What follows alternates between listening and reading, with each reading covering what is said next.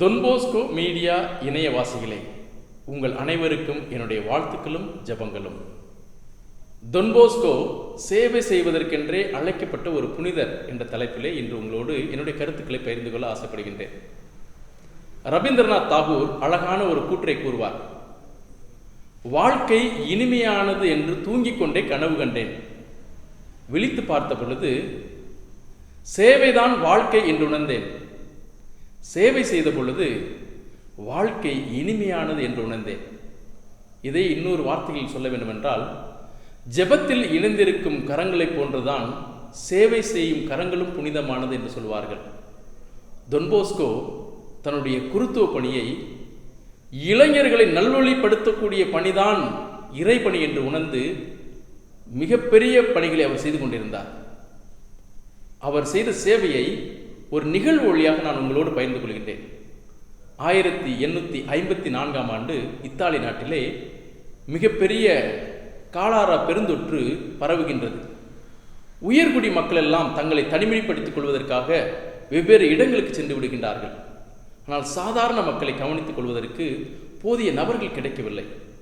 மாநகராட்சி தலைவர்கள் தொன்போஸ்கோவை அணுகி, உங்களுடைய இளைஞர்களை கொண்டு எங்களுக்கு இந்த நேரத்தில் உதவி செய்ய முடியுமா, சேவை செய்ய முடியுமா என்று கேட்கின்றார்கள்.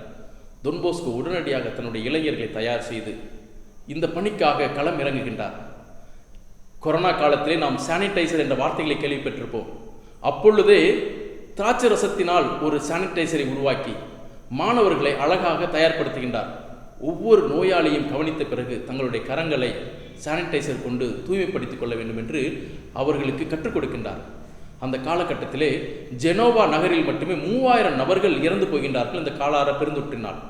தொன்போஸ்கோவினுடைய பணி அங்கு பாராட்டப்படுகின்றது. ஒரு கட்டத்திலே அவர்கள் நோயாளிகளை படுக்க வைப்பதற்குரிய போர்வைகளும் கிடைக்கவே இல்லை.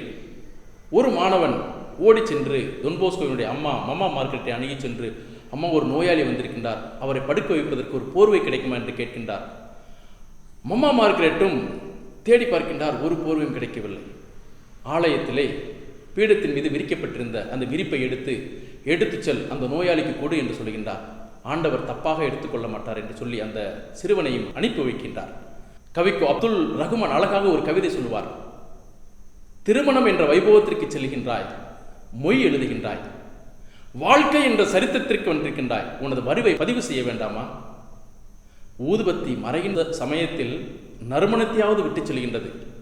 நீ மறைகின்ற சமயத்தில் மற்றவர்களுக்கு காயங்களை தந்து செல்லாமல் காயங்களுக்கு மருந்து தந்து செல், காயங்களுக்கு மருந்தாக இருந்து செல் என்று சொல்லுவார். ஒவ்வொருவருமே மக்கள் பணியை செய்ய அழைக்கப்படுகின்றோம், சேவை செய்ய அழைக்கப்படுகின்றோம். இறையாசி நம்மை வழிநடத்தட்டும். நன்றி.